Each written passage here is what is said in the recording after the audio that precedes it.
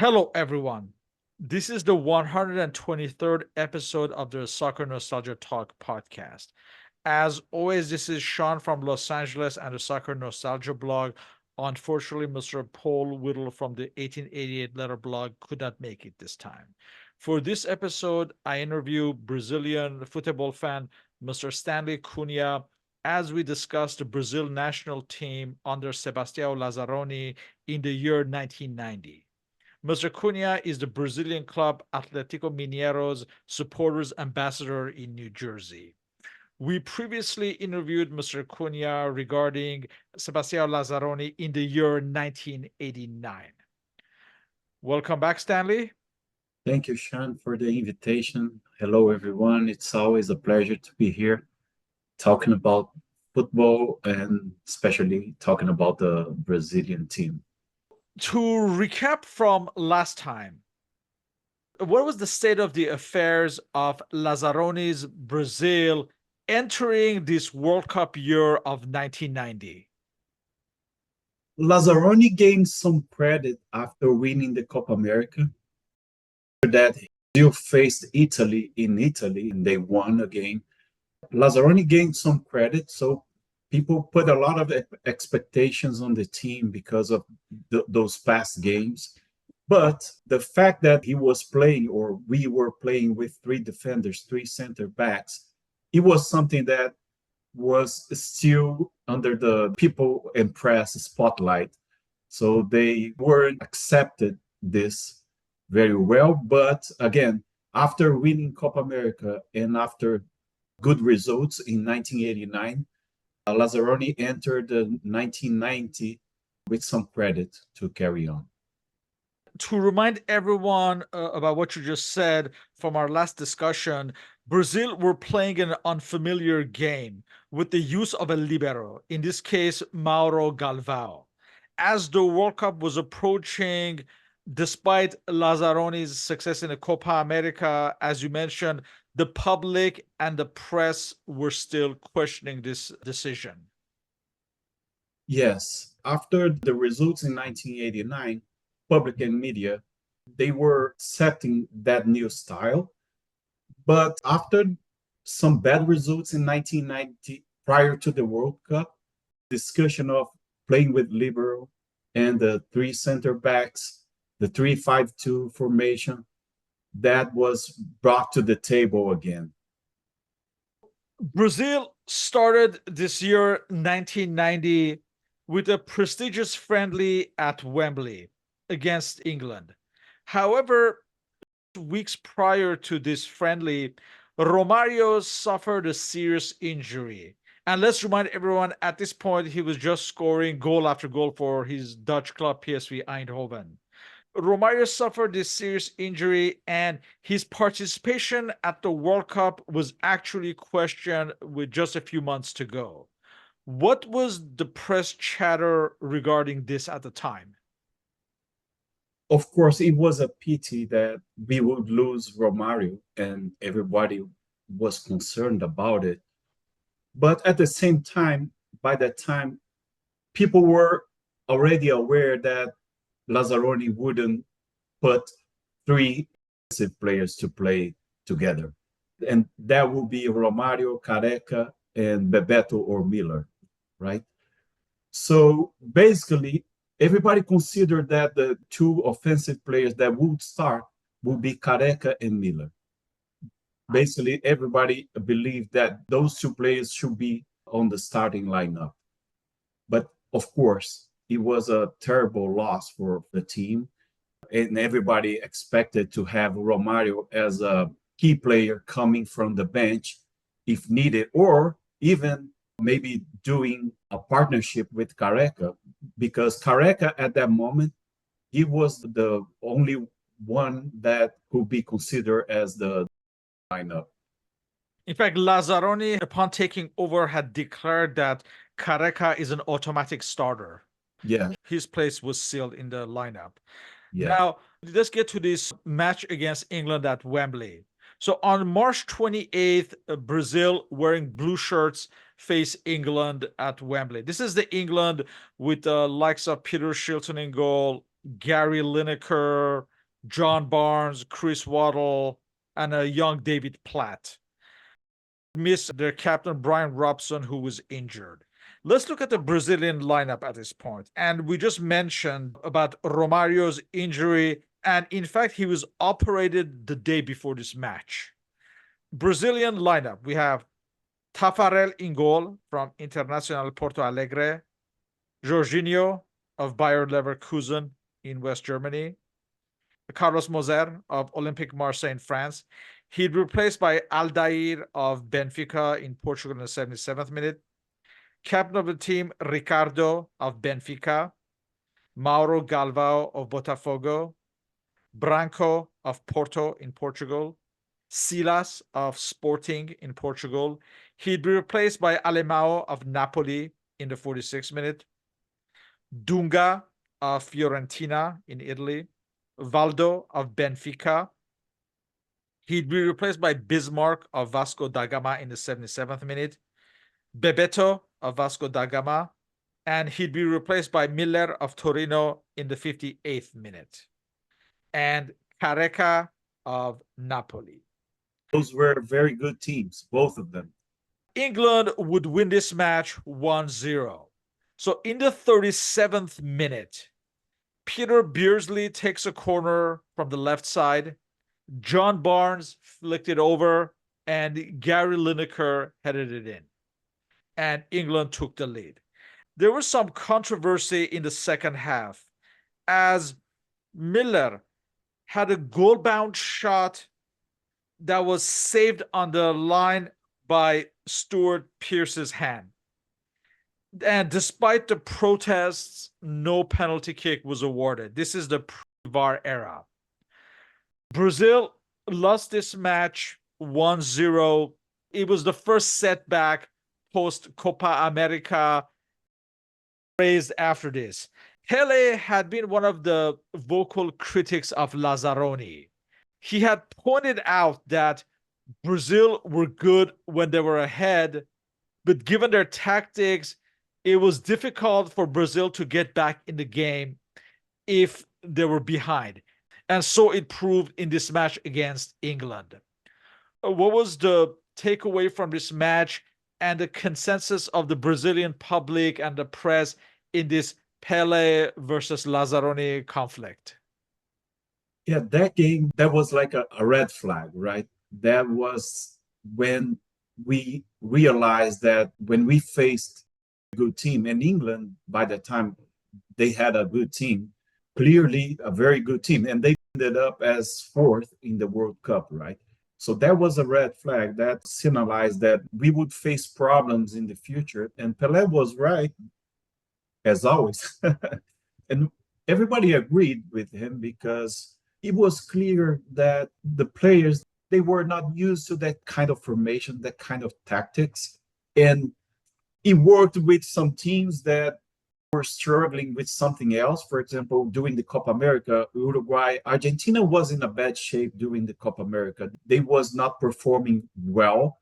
And even in the World Cup, they didn't perform well too. And Argentina and Uruguay and Paraguay, those were the best games that we performed during the 1989 Copa America. So what I'm trying to say is that, like Pelé said, when we were facing teams that were weak or they were facing different problems like Argentina or Uruguay, we struggled against those teams. And when we faced a good team, organized like England, so we had a lot of problems to play against them. One of the revelations of 1986 World Cup had been Josimar. Since the World Cup, he had been having problems despite making it back in 1989. However, he had a number of ongoing off-the-field problems, and Lazaroni decided to drop him. What went wrong with Josimar around this time, do you think? Well, one, Josimar was doing good during 1989. He was playing for Botafogo, and then after that, he was sold to think Sevilla and then Flamengo, if I'm not mistaken. But during the 1990, at the beginning of the year, he was performing well, but suddenly his performance dropped. And the reason is Josimar, like you said, he had problems with drugs and alcohol. This is something that happens a lot in Brazil with players because the majority of them come from environment with no family structure. So they don't know how to handle the success and money. And this is something that interferes in their career. So Josimar, he always had problems. It was not something that just came up during the 1990 year. But as Lazaroni had different options, and his system as well didn't demand a lot of side defenders, so he could choose Jorginho, Mazinho, and Branco. And Mazinho could play in both sides. So this is something that helped Lazaroni to make the decision to not select Josimar because of his personal problems and also because taking only three side backs, he could take like one extra midfielder or one extra offensive player. For the first time, Brazil were entering the World Cup with more players than usual with foreign clubs. In the previous World Cups, there would be maybe like I have one or two cases, but this time clearly there was more. How was this viewed by the press and the public at the time? I think it was taken like as a natural situation because, as you said, in 1986, we had some players that were playing in Europe, and somehow we were used to that. And also, we knew that we would need the players that would come from Europe, like Careca, Alemão, the center backs, Branco.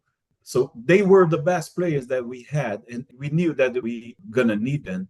So that was not like the main discussion, the point of discussion. Like mainly people in press, they were not upset about this fact.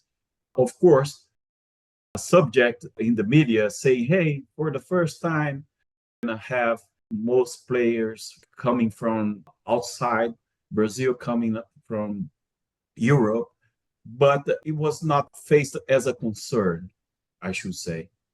Well, it would be at the end of the World Cup, but we'll get there.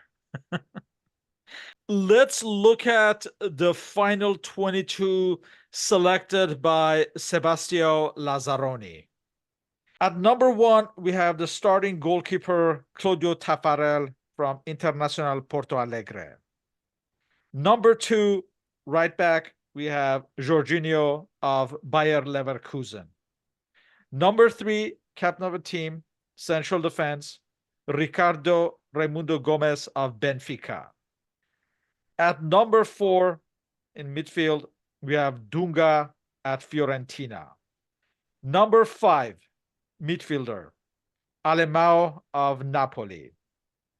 Number six, Claudio Branco, left back of Porto in Portugal. Number seven in midfield, Bismarck of Vasco da Gama. Number eight in midfield, Valdo of Benfica. Number nine, star of the team, Antonio Careca of Napoli. Number 10 in midfield, Paulo Silas of Sporting of Portugal. Number 11, Romario, striker at PSV Eindhoven. So he made the squad. Number 12, backup goalkeeper Acacio of Vasco da Gama. Number 13, central defense, Moser of Olympique Marseille in France. Number 14 in defense, Aldair of Benfica in Portugal. Number 15, striker, Luis Miller of Torino in Italy. Number 16, striker, Bebeto of Vasco da Gama. Number 17, Renato Gaucho of Flamengo. Number 18 in defense, Mazzinho of Vasco da Gama. Number 19 in defense, Ricardo Rocha of Sao Paulo. Number 20 in midfield, Tita of Vasco da Gama. Number 21, the libero of the team, Mauro Galvão of Botafogo. And number 22, the third goalkeeper, Zé Carlos of Flamengo.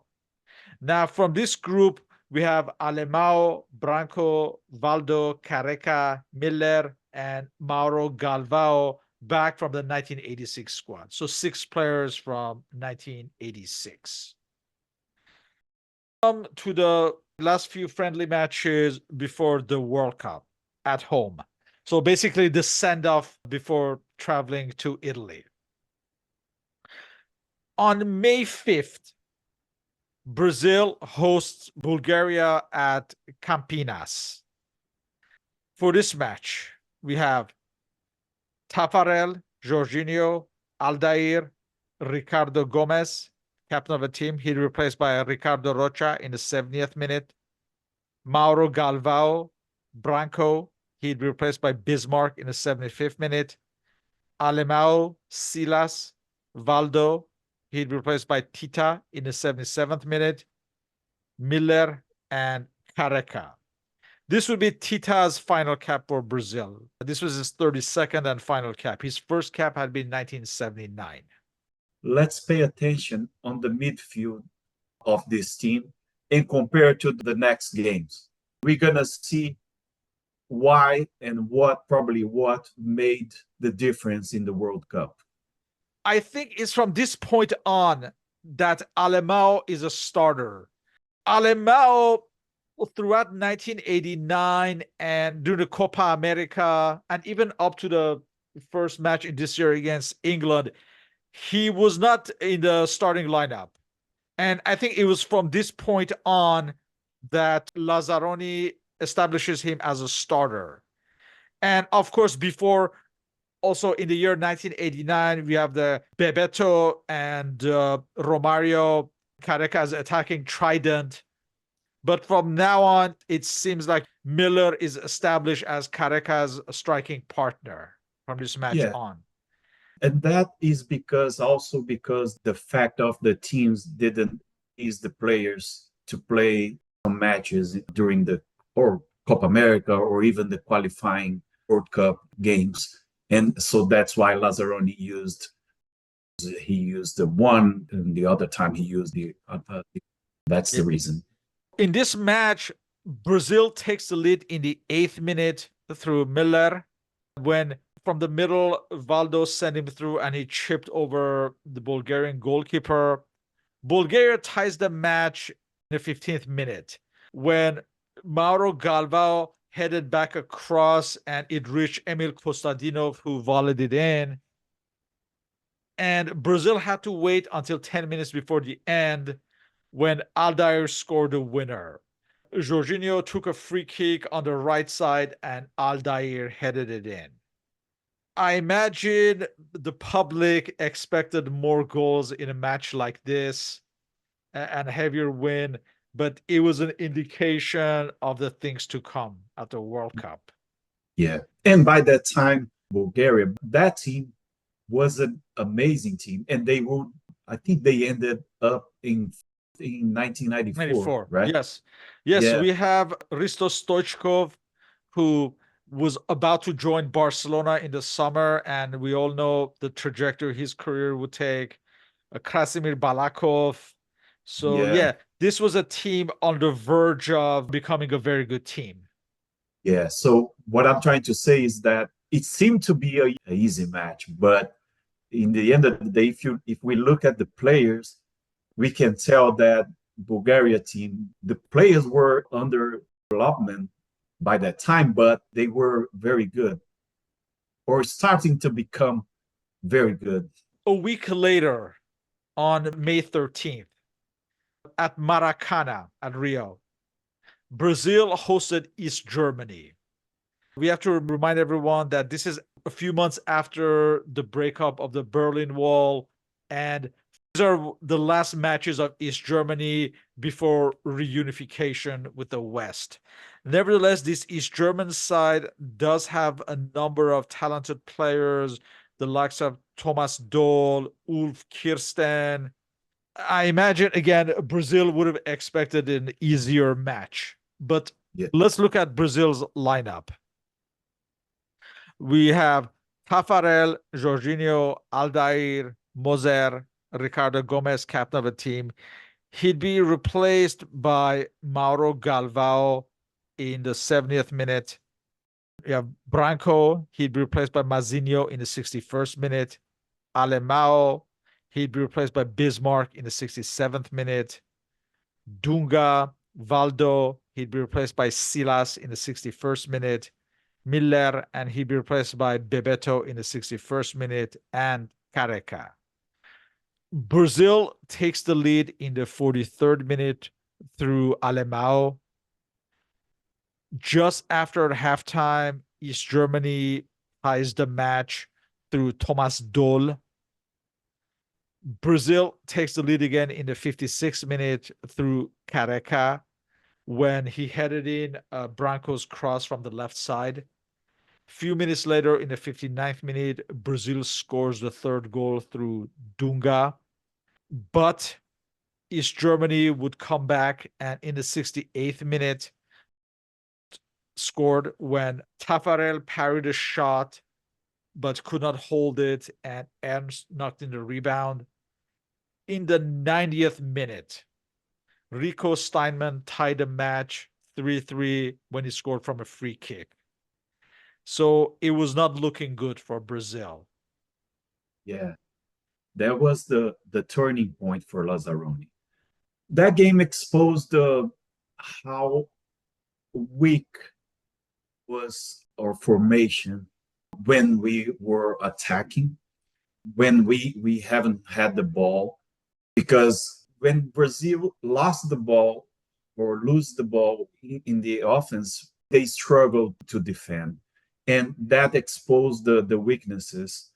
After that, Lazaroni decided to not play playing with libero, but not as the libero used to play in Italy, for example, or Germany by that time, like in a free role, right? So basically, he said that Mauro Galvão should play behind the two center backs and stay there like forever. Well, some say that was a mistake because we lost power in the offense, because sometimes Mauro Galvão was playing like a defender, a defensive midfielder in front of the center backs. And also, some say that because of that, the offside line was exposed. It was a weak point, the defense. And because of that result, Lazaroni started to play with two defensive midfielders from that game on. And he started to play with Alemão and Dunga. But before that, a lot of games he started with Valdo and Silas and only Alemão or Dunga. But from that game on, he started to play with the two defensive midfielders. So basically, we had five defenders, the three center backs, plus the two defensive midfielders, not to mention the side backs that sometimes they played as the side midfielders, right? So the team was basically defensive. Brazil traveled to Europe and played a couple of friendlies ahead of the World Cup as well. On May 19th at Madrid, they play against a Madrid 11 that included players from Atlético Madrid, Al Valladolid, and Barcelona, the likes of Paulo Futre. This match on May 19th, Brazil won 1-0 with Branco scoring in the 10th minute. On May 28th, now in Italy at Terni, they played a friendly against an Umbria 11. Since this is an unofficial match, they wore the training gear and not the official uniforms.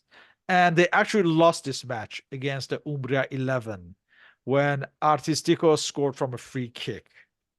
I mentioned that the game against East Germany was the turning point, but that match endorsed all the feelings that people in media felt after the match against East Germany, because that exposed what they thought it could be a problem. And then they realized, yes, it's a problem. We are in trouble and we're not going to make it. As it turned out, Romario did make the final squad, but he was clearly not fully fit and definitely would not start.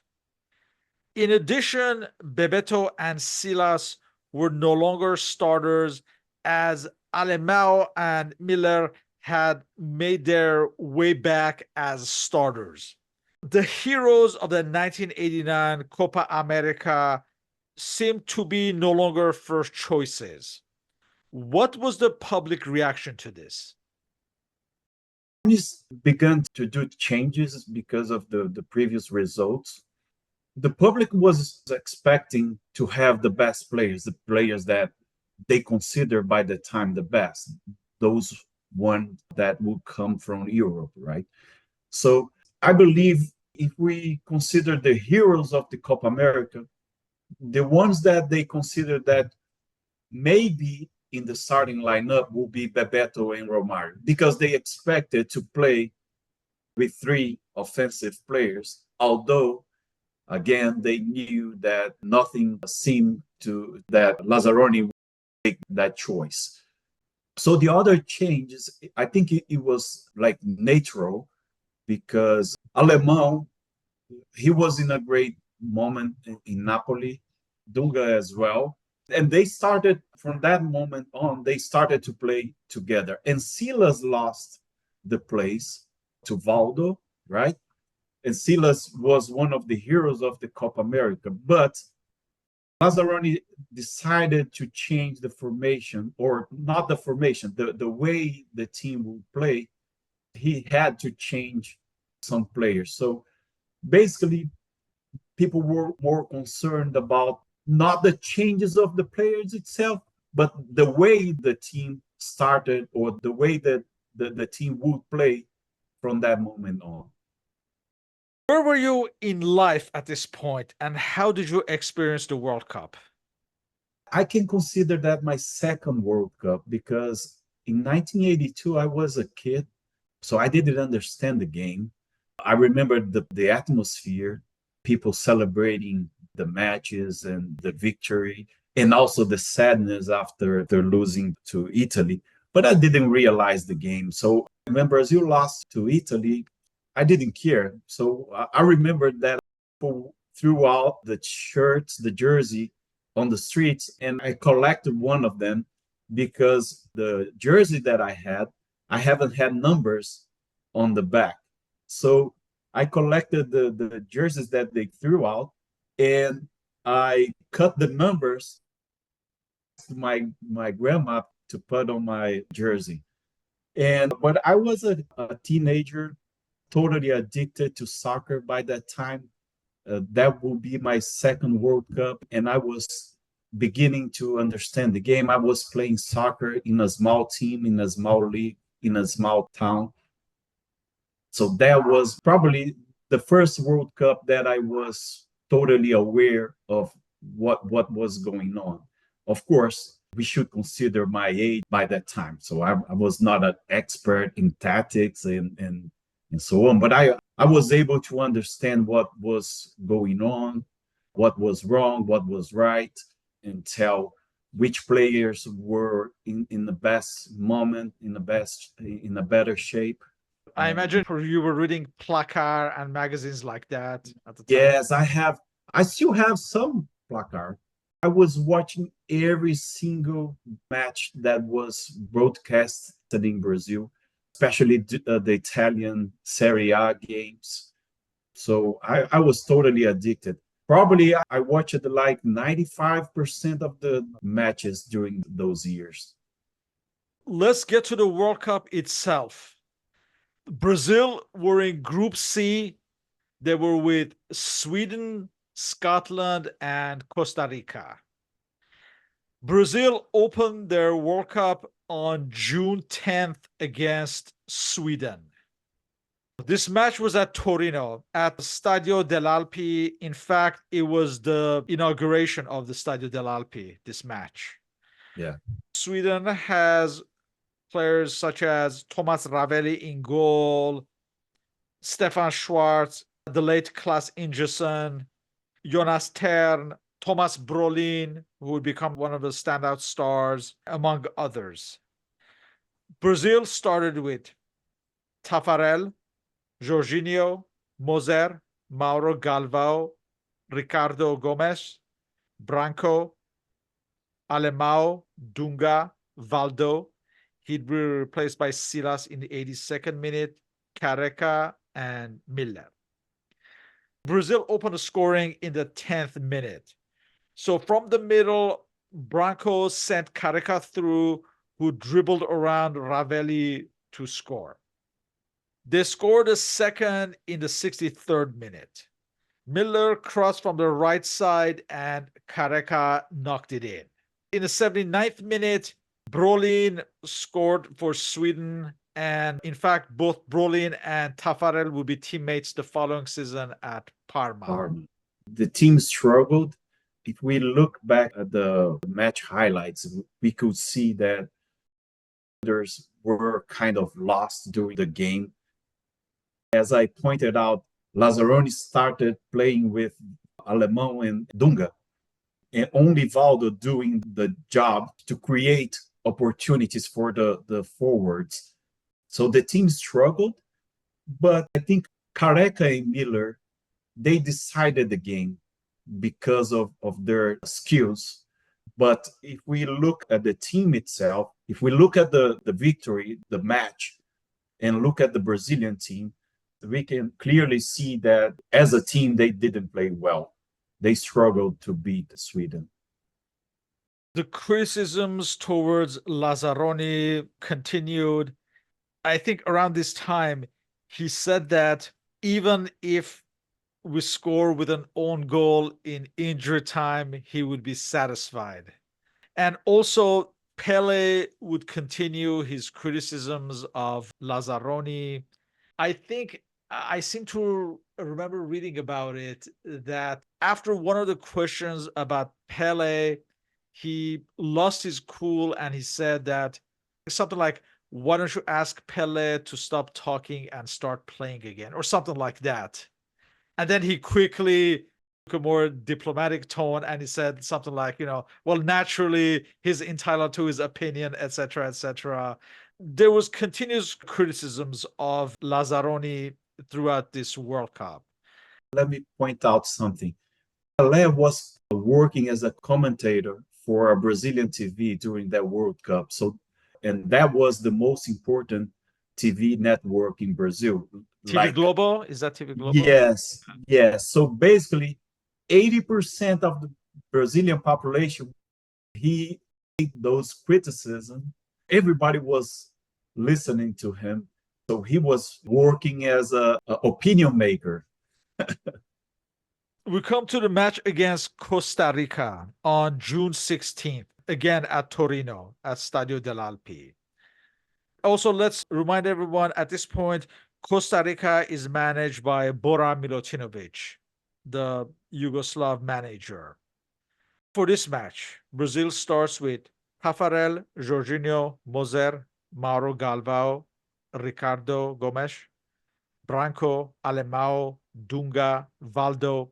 He'd be replaced by Silas in the 86th minute, Miller, Careca, and he'd be replaced by Bebeto in the 83rd minute. The star of this match would be the Costa Rican goalkeeper, Luis Conejo, who afterwards would join the Spanish league.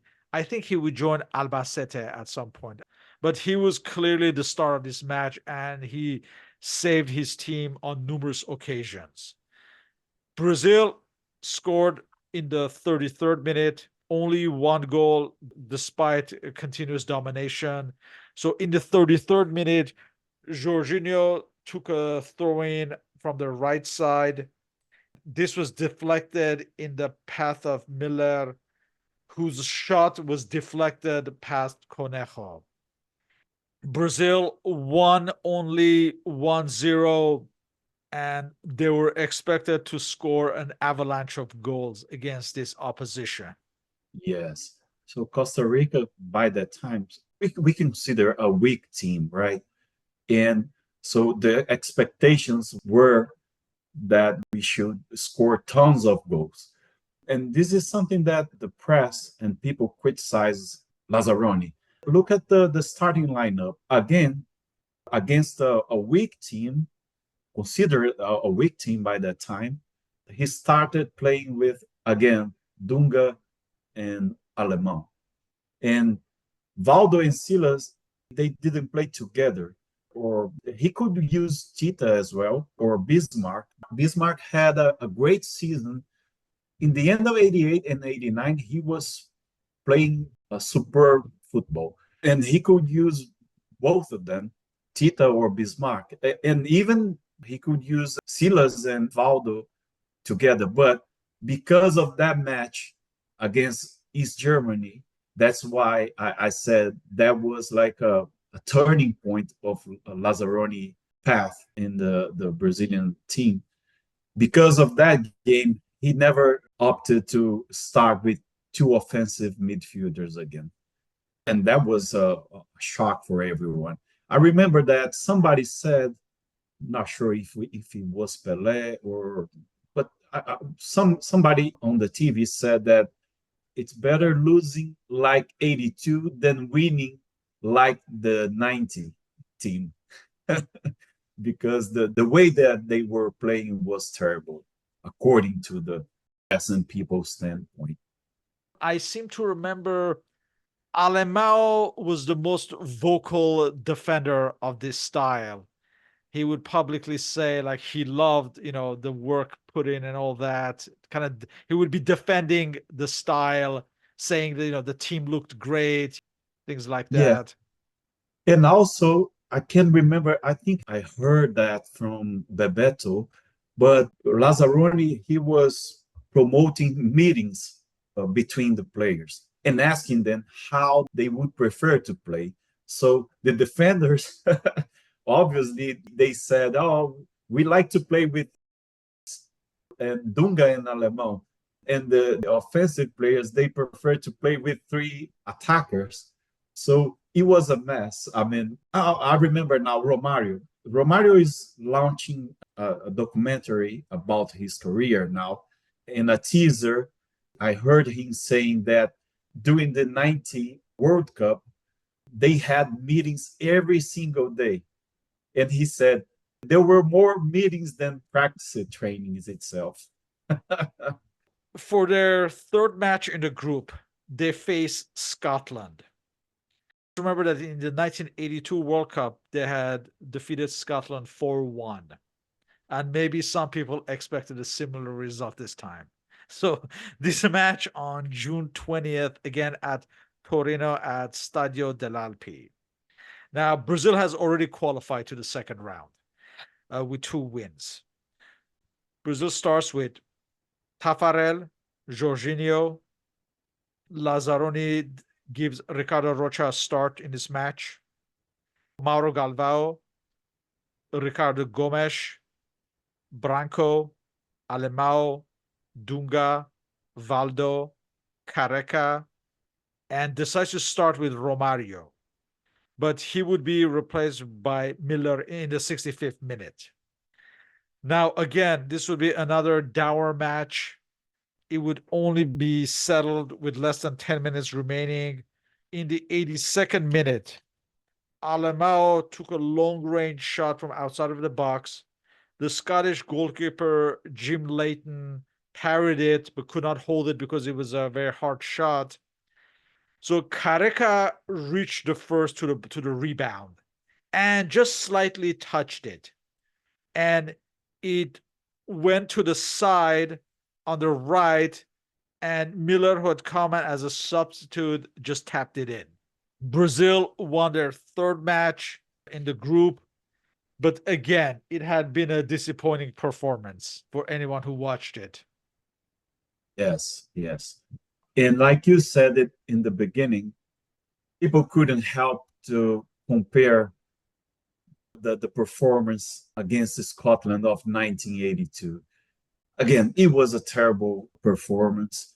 Lazaroni, he insisted making the same mistakes. I mean, well, in my point of view, right?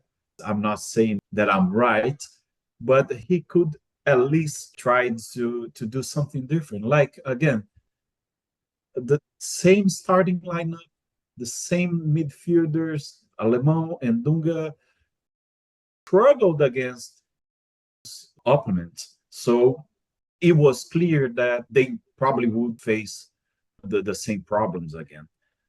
So, of course, after the result, Lazzaroni's situation was regarding the public and media opinion was terrible. He was in trouble.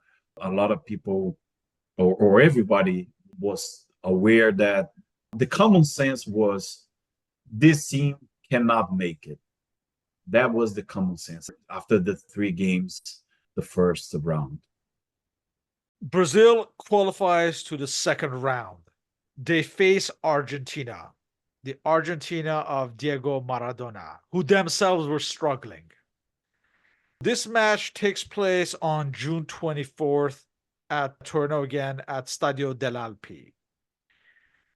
This Argentina, managed by Carlos Bilardo, you have the likes of not only Maradona, but Oscar Ruggeri, Jorge Burushaga, Claudio Canigia, a very tough battling defensive side who would reach the final. But as far as this match, Brazil starts with Tafarel, Jorginho, Ricardo Rocha, Mauro Galvao. He'd be replaced by Silas in the 84th minute. And this was Mauro Galvao's final cap for Brazil, 24th and final cap. His first cap had been 1986. Ricardo Gomes, Branco, Alemão. He'd be replaced by Renato Gaucho in the 84th minute. And this was Alemão's 39th and final cap for Brazil. His first cap had been in 1983. Dunga, Valdo, Careca, and Miller. Of course, we all know what happens. Despite Brazil dominating the entire match, just cannot score. And a moment of magic from Maradona in the 81st minute. He goes on a solo run from the middle of the field and passes to Canija on the left, who just dribbles around Tafarel and scores the winning goal. And Brazil can find no way back, and Ricardo Gomes gets sent off in the 84th minute. It's all over for Brazil. Despite dominating, it's this continuous problem of Brazil of not being able to put the ball in the net. Yeah, it's weird because that was the best game, the best match that Brazil performed. Probably before that, the best performance was against Italy back in 1989. I believe that happened due to two reasons. One, they knew the Argentina because they played against them in Copa America. This is one fact. Second thing, there is an extra motivation when Brazil meets Argentina and vice versa. And the third thing is that Argentina was not in a good shape. Maradona was not the same player that he used to be until 1989. For some reason, 1990, that was the year that his career started to go down. So the combination of the three factors, I think, led Brazil to do a good performance, to make a good performance against Argentina. But they missed a lot of goals. For that specific match, I cannot blame the midfielders or the system itself because it worked somehow. They lost tons of goals, tons of goals.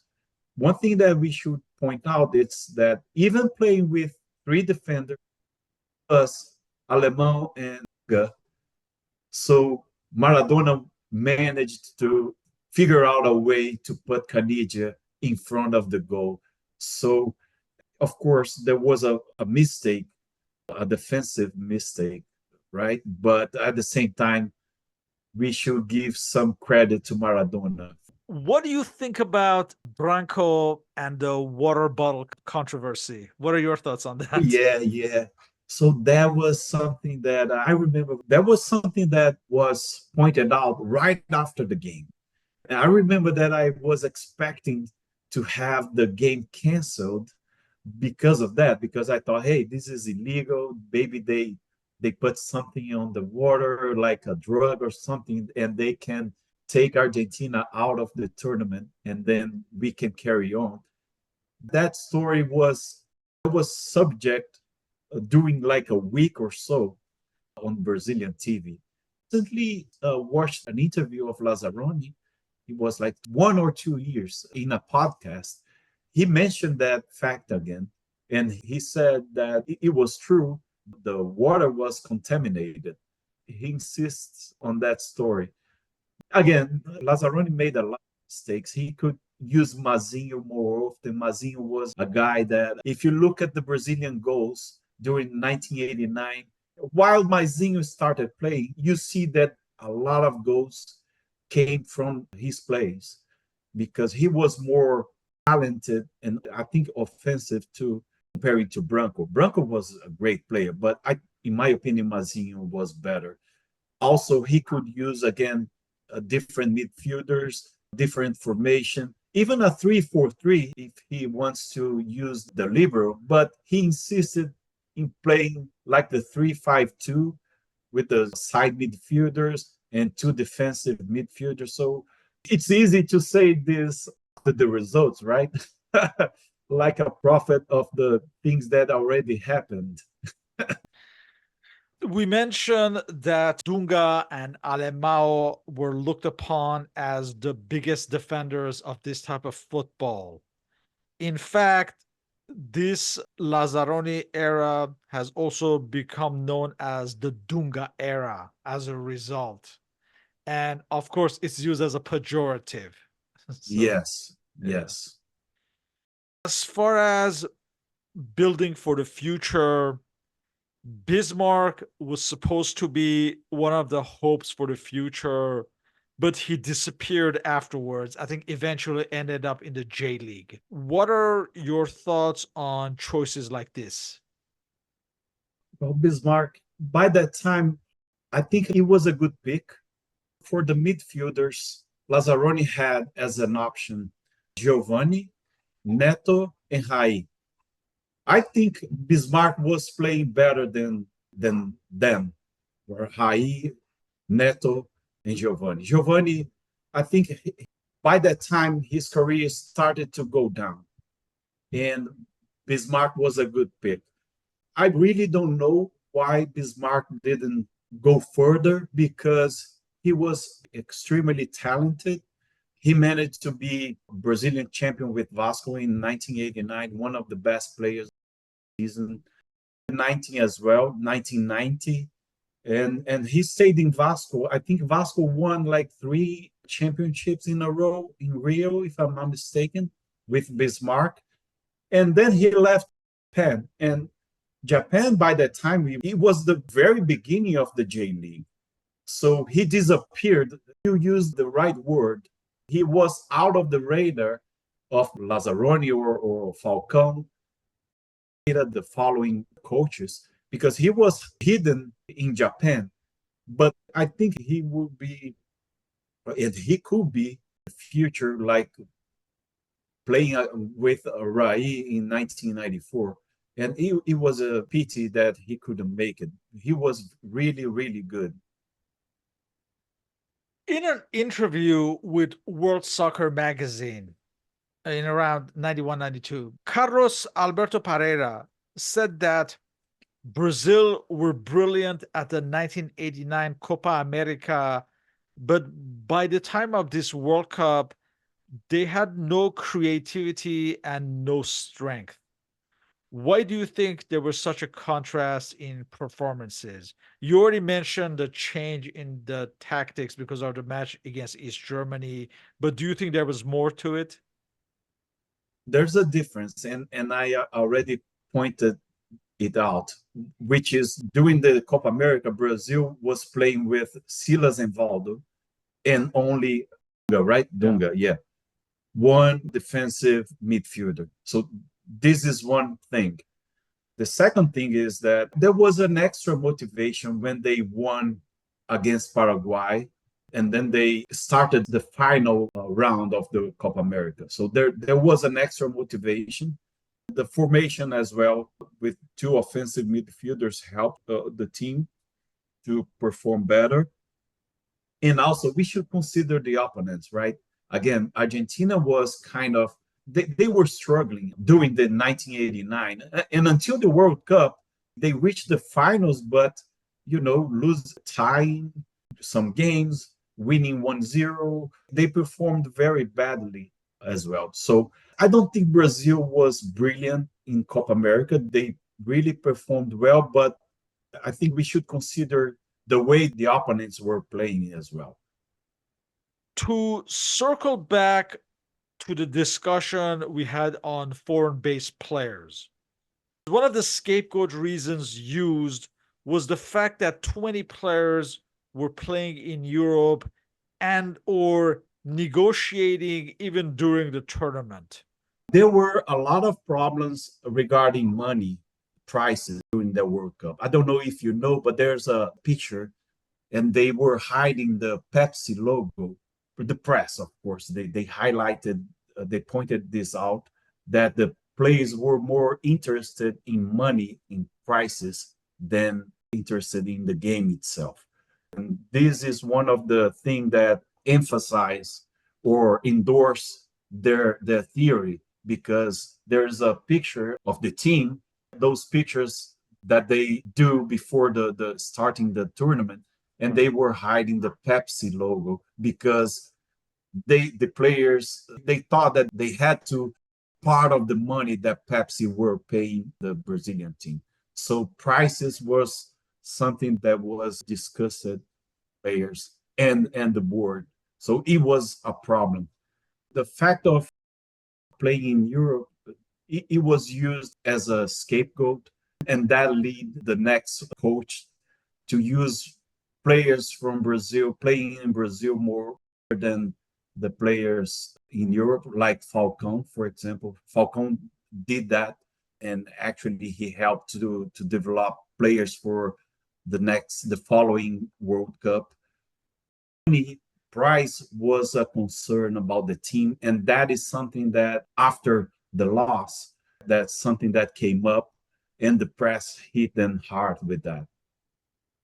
Afterwards, Rivellino stated that he would have built his team around Neto and would have also used Renato. Remember this discussion? Not specifically, I don't remember Rivellino saying that specifically. He probably did, of course, because a lot of people mentioned that, not only Rivellino, but I remember that was something that was mentioned by that time because Neto was performing well in Corinthians. He managed to win the Brazilian championship in that year, by the way. So he was playing very well. That could be something like an alternative tactic with Neto. Yes, it could have worked. We never know, right? But I think Bismarck was playing better. And also, I insist that Lazaroni done better with Silas and Valdo. Valdo was playing like in a high level in Benfica by that time. So I think Lazaroni could have done better with the players that he had in hands. What I believe Lazaroni could have done better as well is he should have called João Paulo. João Paulo had an amazing season in Italy in that year. Oh, yes, with Bari. Yes. So I don't understand how he preferred to take Renato instead, although Renato was a very good player as well. But João Paulo I think he was, or he, at least at that moment, he was playing better, much far better than Renato. In Soccer America magazine, the veteran journalist Paul Gardner raised this anecdote to illustrate Brazil's problems. He mentioned Branco's response during the tournament of comparing the 1986 team to the 1990 team. Branco responded that in 1986, many players ventured forwards, so he was forced to stay back. While in 1990s, so many players stayed back so that he was able to venture forward. And Mr. Gardner pointed out that Branco's response was supposed to be a praise of this new Brazil, but in doing so, he actually pointed out their deficiencies. What do you think? Yeah, I agree, of course. And we mentioned that before in previous questions that the team struggled to be creative.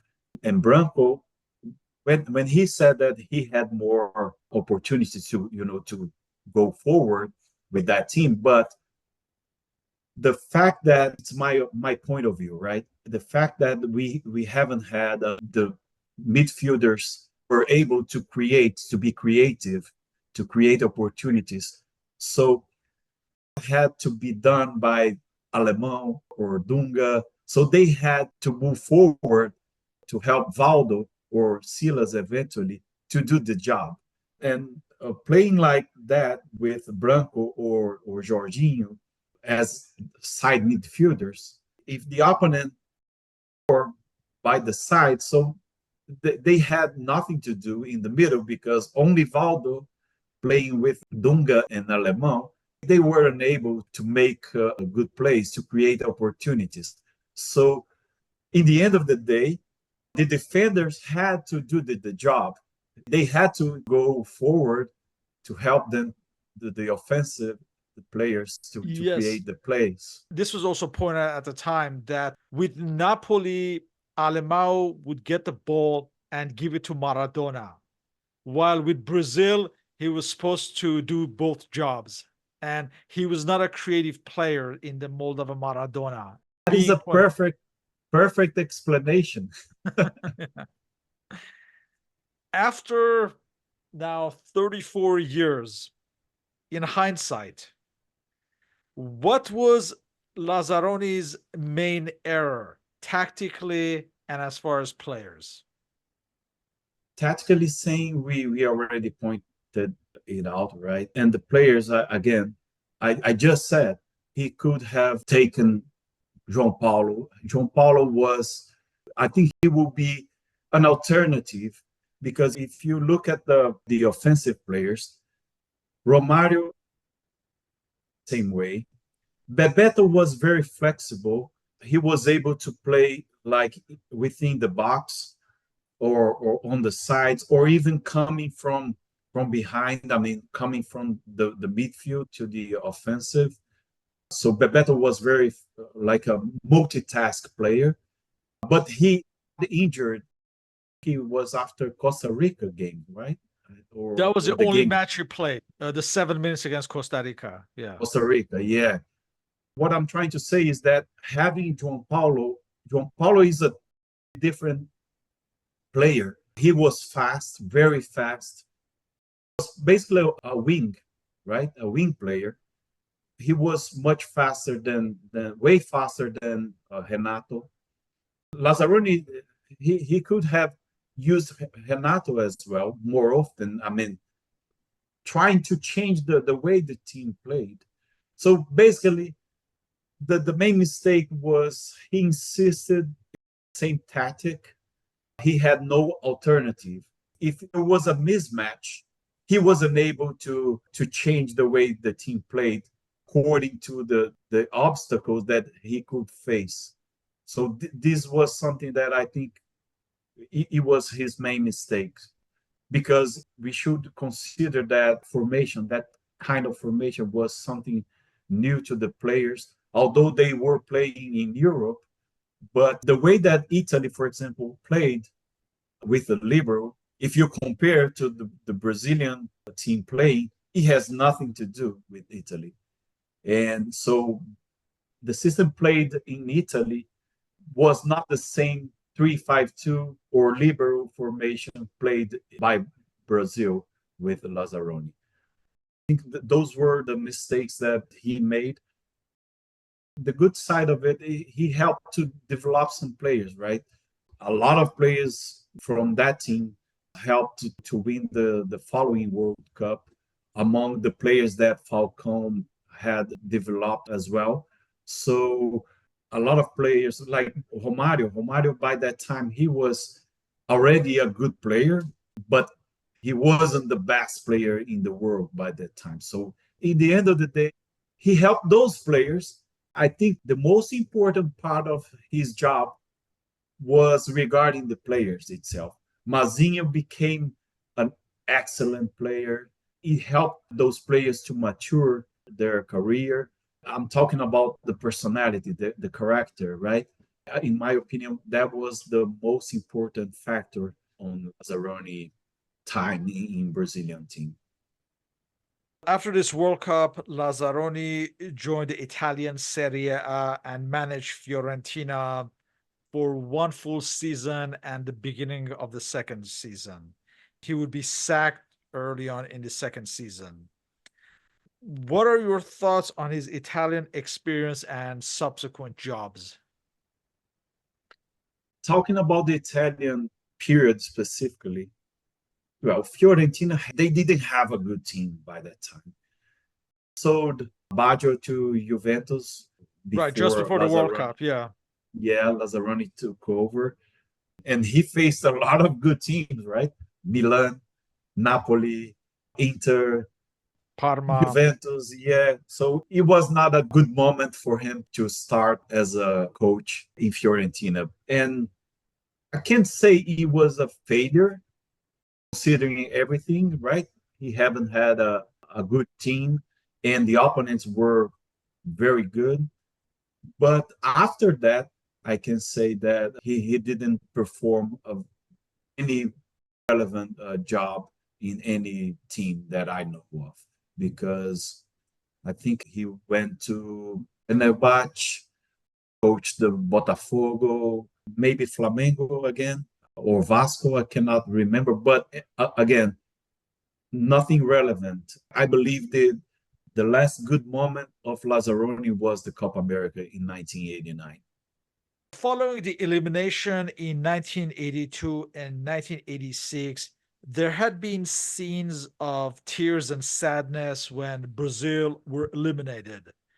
But somehow this was somewhat lacking in 1990, as this team never really captured the hearts of the fans. I seem to remember it was Carlos Alberto who mentioned that. I could be wrong, this sentiment. What is your takeaway about this? I mentioned something about it in the beginning of our talk when I said that I was a kid during 1982 and I was getting the shirts that they threw away on the streets.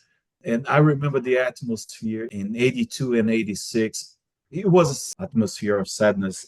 In 1990, I think, like I said before, we didn't put a lot of expectations because the performance of the team after the World Cup qualifying, specifically saying during the year of 1990, that showed us that something is about to come. Of course, there were people that felt sorry for the loss, but it was nothing compared to 82 and 86. And as you mentioned earlier, despite this failure, Lazzaroni did have an impact in Brazil winning the 1994 World Cup, as many of these players would form the backbone of this 1994 team. And just reading the list of the players who were in this World Cup who would be part of the 94 winning team, you have Tafarel, Jorginho, Ricardo Gomez would have been had he not been injured just before the tournament. In fact, he certainly would have started in 94. Dunga, who eventually would become the captain of this 94 team. Branco, Romario, Bebeto, Aldair, Miller would still be around. Mazinho, Ricardo Rocha. So there was a significant number of these players who would be part of this team. And in some way, I guess Lazzaroni should be credited for at least having a hand in that victorious team.